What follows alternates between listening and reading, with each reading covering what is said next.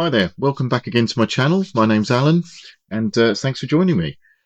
What we're going to cover in this video is how to paint a samurai style unit. This one is for Test of Honor. I think I've mentioned on my introductory video that we're going to be painting Northstar's Bandit Buntai. There's actually 10 figures here. I think I may have said 9 previously. Obviously can't count. So what I've got ready here are figures that have been prepped, and for me that includes washing off any mold residue, just using some warm soapy water and then rinsing them thoroughly. I've actually stuck the figures on the 25mm round bases that we tend to use for the game. I've also placed spears in place of some of the weapons that came, well, some of the, should we say, cast weapons that came. I've replaced with proper metal spears that you can purchase separately. I think these ones are actually from Perry Miniatures. I've left the long sort of no-jachi style sword on one of the leaders, and then just put an ordinary spear in the hands of this more lower class looking warrior. I've left this sort of glaive looking weapon here. I mean, this is just a bit of fun, this unit. There are some specific rules in Test of Honor for this sort of bandit group, but it makes great sort of opposition for my 7 samurai that you may have seen on my showcase video. So basically we've prepped all the figures, we're good to go. What's the next stage? Well, for me, that's a black undercoat. I tend to use a Vallejo black undercoat. I do not, I've tried using airbrushing or airbrushes. I don't find them particularly satisfactory. I tend to like using a slightly watery mix in terms of the paint that I'm going to put on the figures. So we'll just do a couple of them and show you what the principle is, and then once it's dry we'll move on and talk about what we do with the rest of the figures. So we're just going to pour a little bit of the primer into that pot, put that to one side. Then we're going to grab an old brush, and this is one that served as a painting for painting over quite a number of years, and then we're just going to lightly apply the undercoat. If it's not, you can see obviously from the consistency it's a little bit watery, and I'm very happy with that. You don't want it to be too weak, but what we're trying to do is get the paint to flow into the crevices without being too bulky, because you don't want to lose any of the detail. And quite often what I'll do is I'll put a coat on, wait for it to dry, and then if I need to, selectively go back in and fill any gaps that I may have missed. What we're trying to do is get in under, you know, sort of I was going to say covered parts of the body, but what I mean is areas that are obscured by other sort of items on the figure, like the undersides of the arms here. Just make sure they're covered. What I don't want to do is lose too much definition here on the armour. Those of you who are familiar with Japanese armour will know that we've got lacing to consider that we're going to do a bit later on. So this is a fairly easy process. As I say, don't do too much. Don't get the paint too thick or too dry, if that's an odd thing to say, but you know what I mean.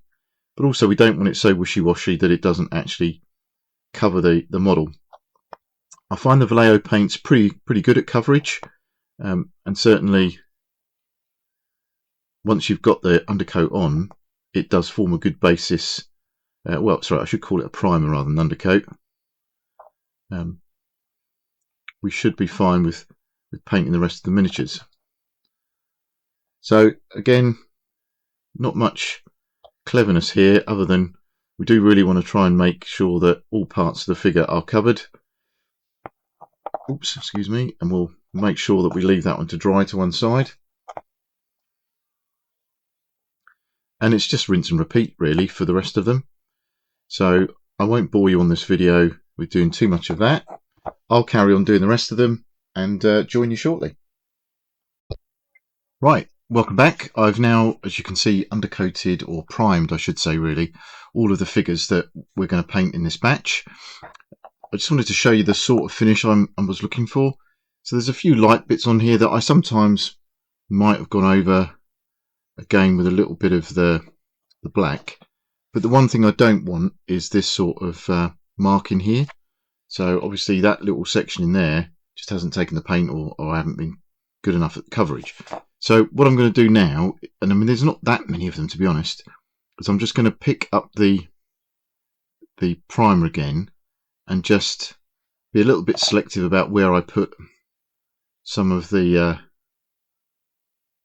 rework, as it were, or redo some of those areas. I think most of them are actually good enough for what I'm intending to do this time around.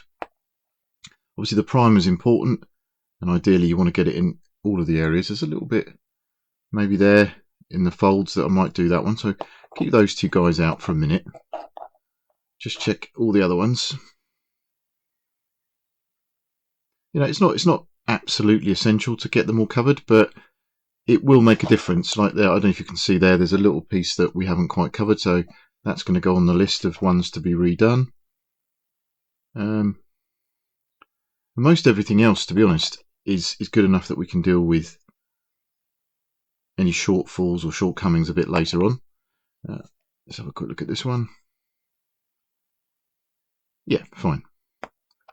So we've got 3 to quickly redo, I think. Actually, I might do that guy's face as well. So I'll do that, and we'll return and we'll start looking at painting the flesh. Okay, welcome back. I've done the group here at the back with the little bits I was infilling. So now we're going to move on to the next stage of painting. And again, the phrase I use is painting inside out, where I'm trying to get the deepest sections of the figure painted first. And 9 times out of 10 for me, that means painting the flesh. So we're going to pick this little group here together. Sorry, making the camera lose a bit of focus there. As you can see, there's a mixed array of armament and armour and clothing. There is quite a lot of flesh on these figures. So what I'm going to try and do is use the Foundry Triad. So I'm just going to reach over there. So they've got a triad which is geared around Oriental flesh, and I'm not sure how it's coming out on camera, but you can see quite an orangey brown base, then more of a, well, we'll describe that as a light tan, and then ending up with more of a typical sort of light European style flesh at the top as a highlight. What I'm actually going to do, for no other reason than it just feels right, is try and darken that initial shade down a little bit. And I'm going to make it a slightly browner than perhaps it appears to me to the naked eye. It's probably looking a bit browner actually on the camera, but I'm just a little bit concerned that it's not enough of a differentiation between the two coats there. This is supposed to be effectively the mid coat, so I'm going to try and mix just a tiny bit of the Foundry Dusky flesh with this, just to darken it off a little bit. Now I have shaken both of these very well, excuse me. And as you can see, I've got a little mixing pot in here. So I'm going to get 2 cocktail sticks. Just take the lid off. Give this one a little bit of a stir. And then put that in there. We're going to need a little bit of this, I think, so quite a bit of that. Really, and I'm the first one to admit that I do cheat and don't do it all the time. But we really should be decanting the paint into a receptacle every time we use it. I don't know what the camera's playing at there. If we can get that bit into focus, thank you. But obviously sometimes we just do a quick spot of painting and I will use the lid. But as I said, you're really supposed to do things properly. I'm going to have to go careful here about the amount that we drop in. So I'll just do that for the time being. And as you can see, it's taking it down quite a notch. I think I'm just going to go for a little bit darker, like that.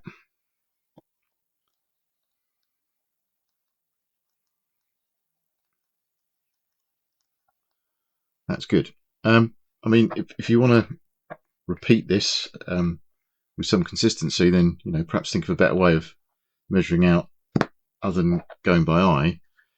But to be honest, in a mixed group like this, we're not going to need a huge amount of paint. And actually, if I have to remix it, then I've got that base colour to sort of go back to. And actually, variation in flesh, from a realism point of view, is no bad thing. So what I'm going to do is pick the main samurai figure, or samurai style figure, and just start putting in this darker coat of flesh. Not worrying too much about the strap, that's the whole point of doing the inner sections first. As you can see here, but this chap's got quite a prominent little set of teeth there, so we make sure we don't lose that. Now typically these would be gloves, so I'm not going to paint the hands here, because these would be sort of doe skin gloves. So that's him done. I'm going to move on to this one, which is obviously a lot more areas of flesh to consider. And again, I'm just going to lightly brush this over.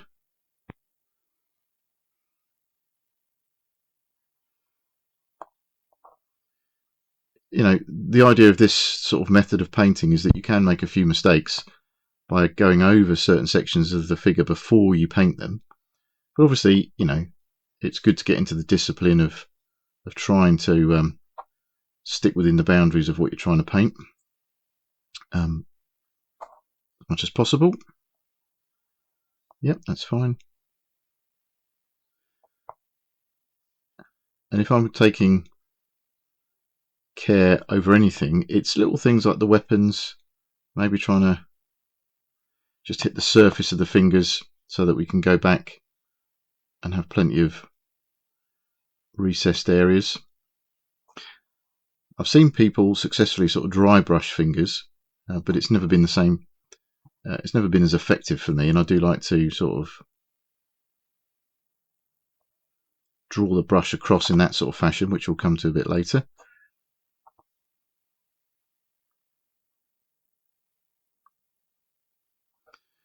But getting good coverage without necessarily going into all of the recesses, because you don't want to start bleeding into lots of other areas if you can help it. And part of the reason for using a black undercoat is that if you do leave some of those areas untouched, they form a natural sort of shadow, rather than when you get a white paint as a primer or an undercoat, it sticks out like a sore thumb. So, okay.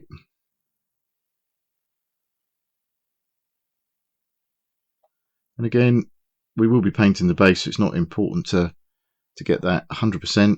But again, you know, why make life difficult for yourself if you don't have to? So I'll just try and go up to the edges. And a little bit of a black line between the foot and the basing, again, can be welcome rather than something that we should try and avoid at all costs.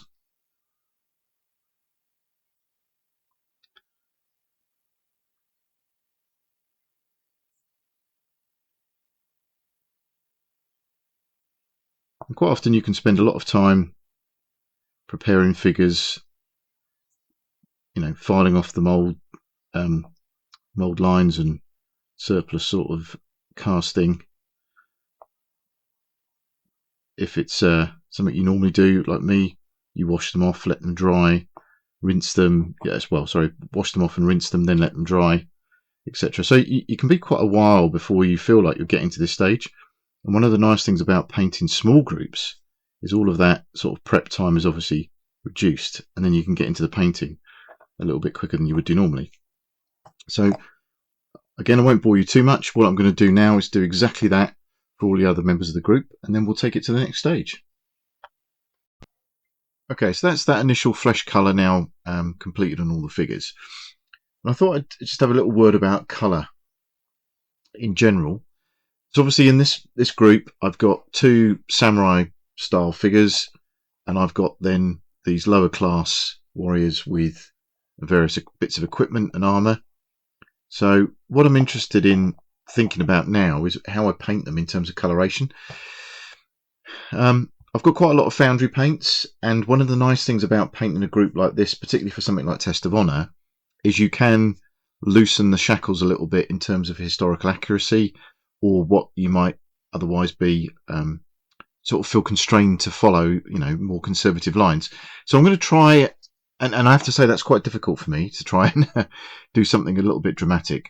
So I've been having a little look through the paint box. I've got the teal blue sort of triad, although we've only got the two colours here. I've got the top coat as well from the Foundry range.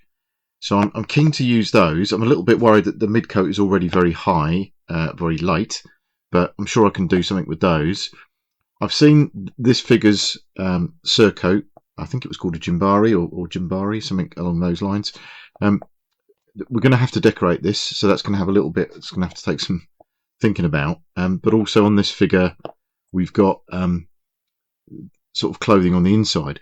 Now, often Samurai had effectively like a chainmail equivalent on the inside, but looking at these figures, they're not equipped with that. They're very much sort of a cloth style. So again, I'm going to have to think about colours for those two. And I say these two because I'm going to concentrate on these, but these ones will be a little bit easier because we've got so much flesh on them. So it's really about the colours for these guys. So I've looked at the moss triad, and that's the A and the C. There's the B. So you've got this kind of colour going on. Now I think if I merge that with a purple and potentially go really for a contrast with the armour, something like the teal, we'll either end up with a complete mess or something that actually has a real sort of statement effect on the tabletop. So my current thinking is maybe the surcoat in the purple, which is just the 19A triad from Foundry. I'm just actually, do you know what? I think thinking about it, we'll do the purple on the inner clothing on this figure. We'll have this as the top coat on the surcoat. Sorry, as the coloration of the surcoat, because we are going to put a little bit of decoration on it as well. And then I'm going to try this for the armour. Now, at this stage, what I'd normally do is paint the eyes, but I'm going to just move on to the clothing, just because I want to continue the outward, the in-to-out sort of sequence, but also I want to give the flesh plenty of time to dry. By painting some of the inner clothing, we're not going to get in the way of anything that we're going to do later on. So I'm going to take the royal purple and cover this guy first. So we're going to get a good shake. We're going to get a little receptacle.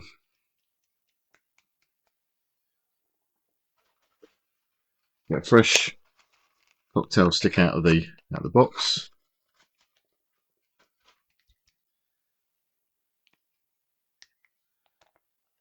Give it a good stir.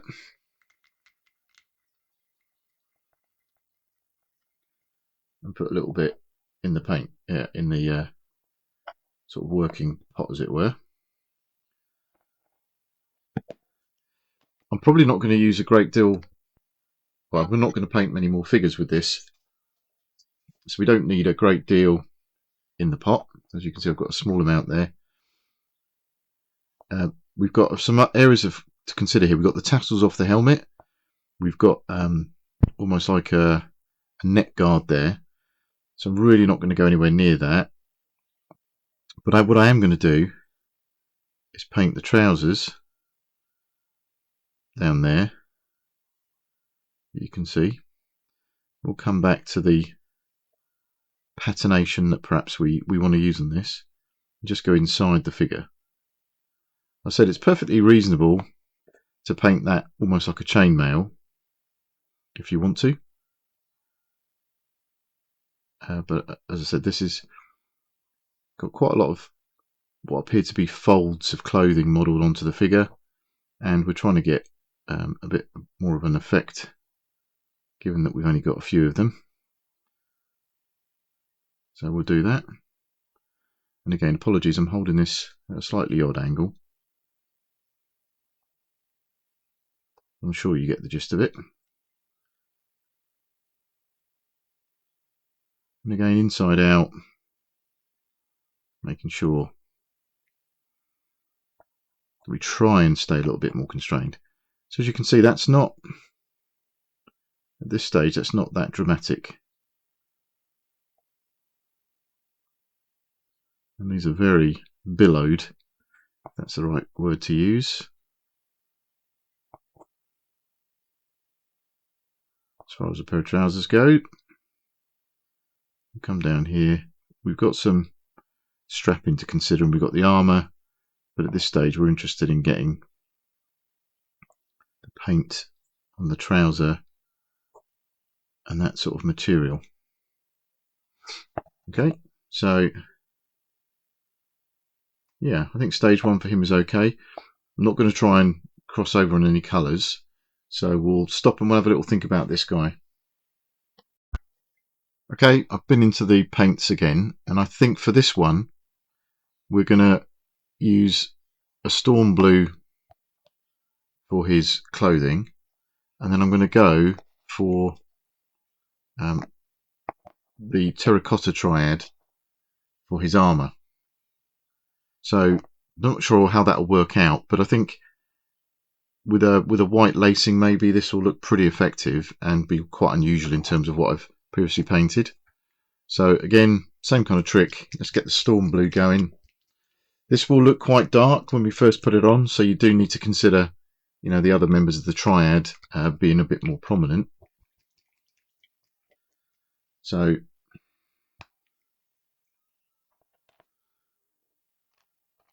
just reuse one of our cocktail sticks.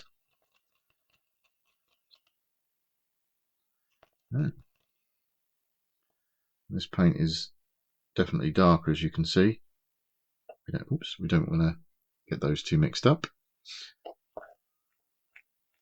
Return some surplus to the pot.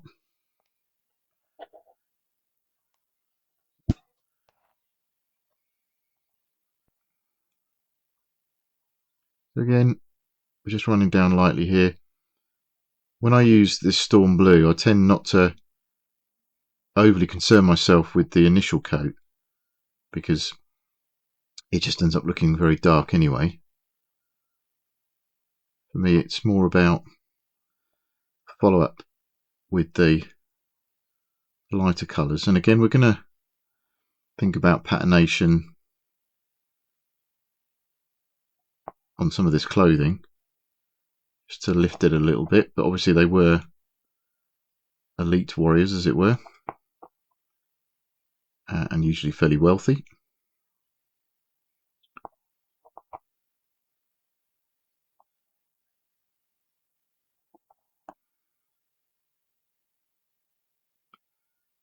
Right.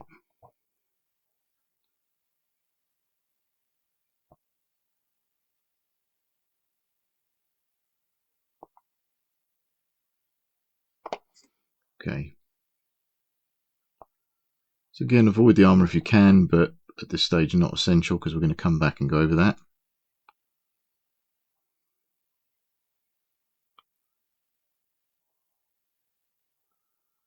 And don't do what I've just done by putting two paints quite so close together, because that's just an accident waiting to happen.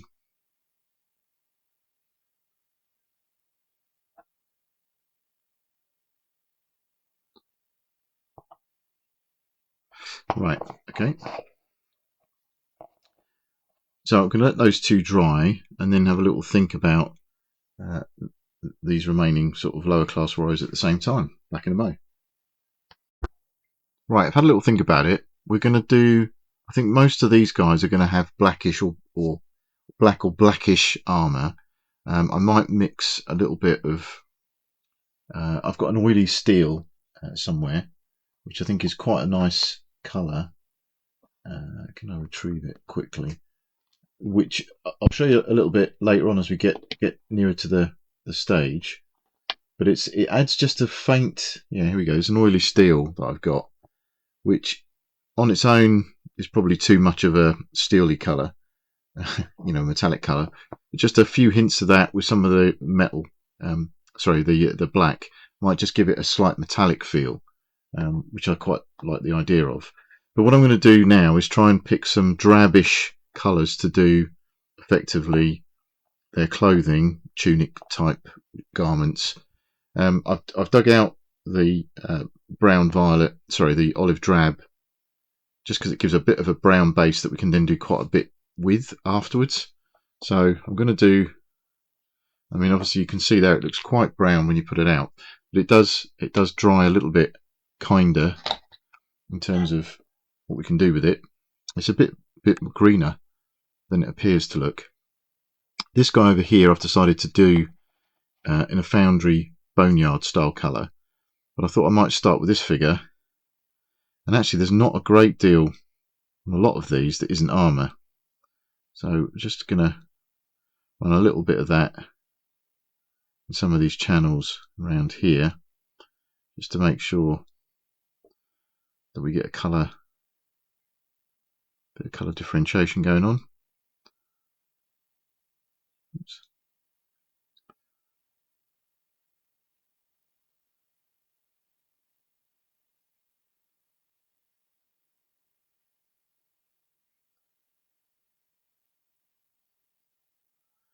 And on this figure, not a great deal more I can do really at this stage.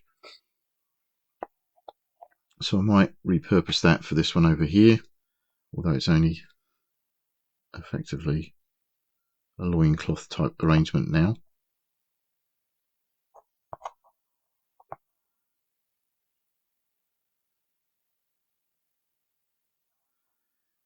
What I tend to do is paint a lot of this early sort of stage painting with effectively just my normal eyesight, as it were. You'll see me a bit later on when we start looking at things like eyes use a magnifying headset. I didn't used to, but old age creeps up on everyone, and I have to use that now. But I find it a bit tiring to wear it all the time. So, you know, as much of this as I can paint without using it, I will do. We are going to do different things with these figures. Won't paint exactly the same coat there. Again, there's not much on these ones to be concerned about, but I think I'll just use it on this one. Now I think I've clearly put too much paint out, but never mind. You don't always have to get in these lines, and I'm tempted not to bother here because we've just got so much to think about in terms of the armour. And the one thing you want to try and avoid doing is going over your nice flesh areas, but again at this stage it's not too much of a drama if you do that. Okay, so you think about these three in particular. Maybe I'll just go for a third figure with this sort of brown base style undercoat.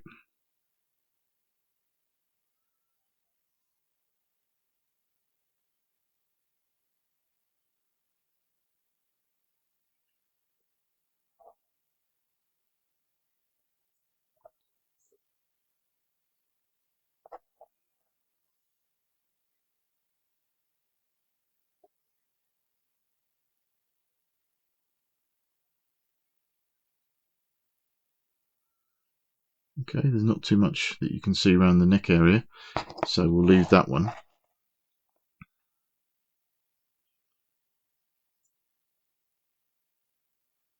So, okay, so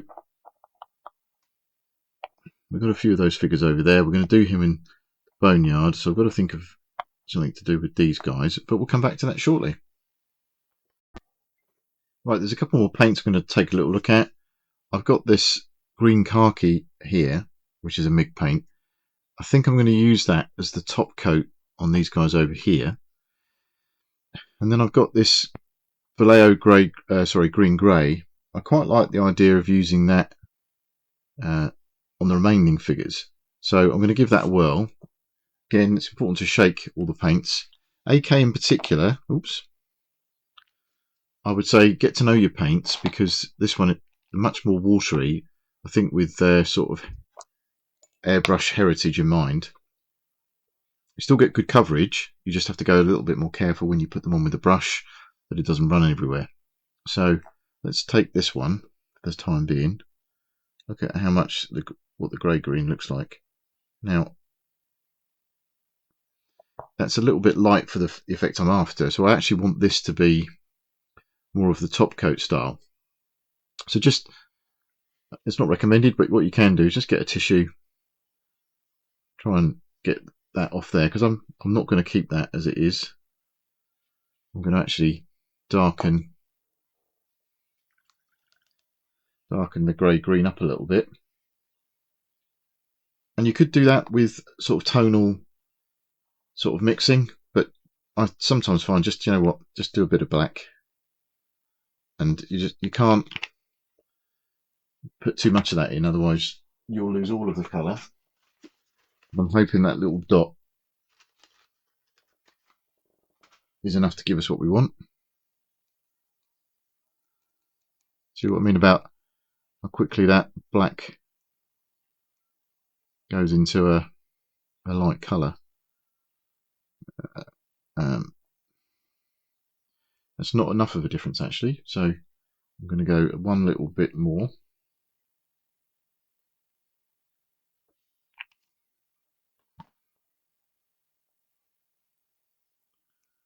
You do have to sort of mix this through to get the true effect of the colour. Yeah. Okay, and that's much easier to go. And again, if you're painting lots of figures where you're going to have to come back and do them in batches, this might be a little bit more awkward for you because you can't afford to get too much variation if it's a uniform. But you know, real life meant that there were differences with dyes, etc. So I wouldn't be too fearful of that, even if I was painting a lot of figures, especially if you sort of mix up on the same sort of pot, because you'll be able to have a reference that still sat there, if you see what I mean.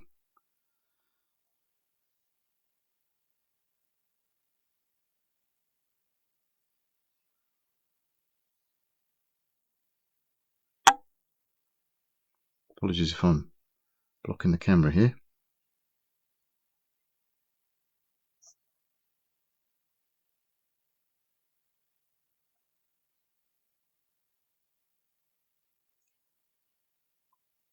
But although we've put quite a bit of black in there and it looked initially like it was going to go crazy, we've ended up with quite a light colour on the figure.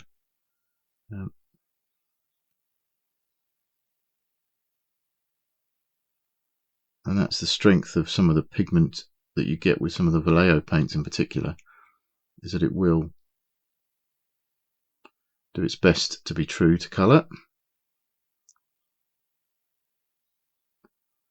So what I'm going to do, because I quite like the idea of them being a little bit different anyway, excuse me, actually I'm going to carry on with these, because on these figures we're hardly ever going to see this, because there's a tiny little bit maybe in there that we want to paint up. The rest of it I'd be leaving because it's so far recessed that it's not going to really show when we come back to paint the armour anyway. Maybe a little bit in there. There's no harm in doing what I'm doing. Going in the armour, there we go. Okay, we'll come back to that one. And this is the last one.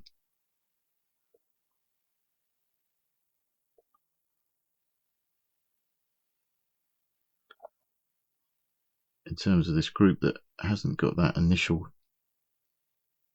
colour on them.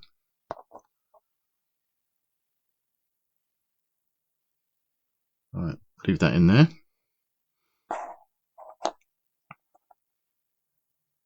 Yeah, so we've got pretty much everything. Something has got a colour on it. Those four have. So the only one we haven't done is this one. So you know what, now I've seen it, I'm going to use this colour, and we'll reserve the Foundry Boneyard for another little job, which we'll come to shortly.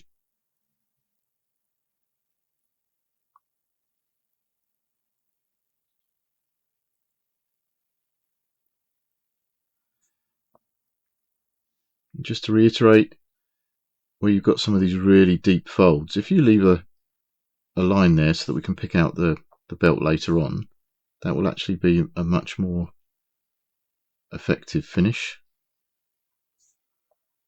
You don't have to worry about going right up to the edge and potentially running over part of the detail elsewhere.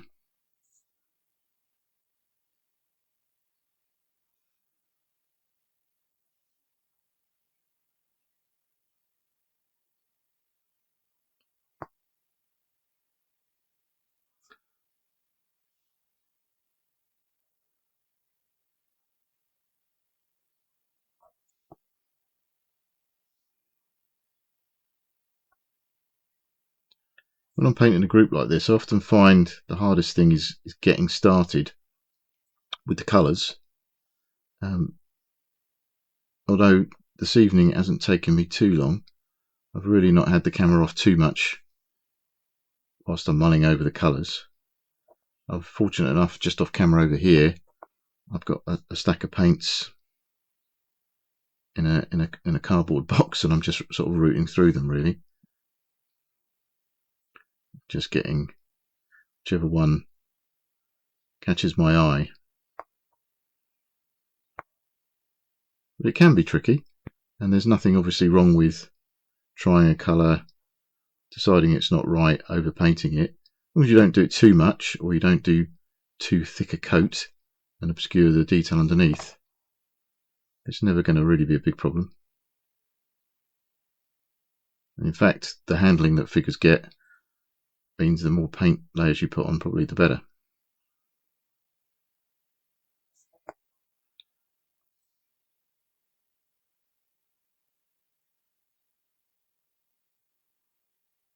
Again, I'm going a little bit quicker today because I'm trying to get these finished in a couple of days,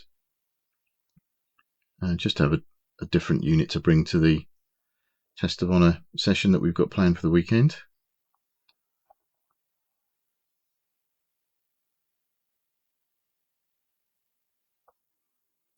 People talk a lot about speed painting, and yes, there are a few shortcuts. You know, perhaps putting effectively a thick varnish / ink over the top can help to sort of sink into the crevices, but unless you're very talented with washes, it's very easy just to get too much of a dirty looking colour rather than a clean, nicely sort of shaded arrangement. So I think what we're going to do next is get prepped, ready to do the eyes and some of the other facial features in terms of highlighting the nose and cheeks, etc. But we'll start with the eyes, and then we'll come back and have a look at the armour. Okay, welcome back. It's been overnight now since I finished painting the flesh and those colours that we saw earlier. What I'm going to do now is move on to painting the eyes. This is probably the most challenging bit of the whole exercise, actually. And just to recap, what I'm going to do is put some white paint in here, and then I'm going to try and get in and just dot in to the eye recesses with this paintbrush. This is one of those jobs that I'm going to be using my magnifying sort of headset, and we'll see if we can get that working and give you guys a clear view on camera. What we're going to do is put the white undercoat, the white in there on stage one, and part of the reason we do it now is that we've got the base flesh colour on. If for whatever reason you make a terrible hash up of it, or you just end up with a larger white area than you perhaps would desire, then it's relatively easy to go back over it with the base flesh. We don't want to be doing this last when we've done everything else, because I say it's one of the most challenging bits. So I'm just going to shake the paint up, and I'm going to just use a foundry white, give it a stir with a cocktail stick, and then we'll start.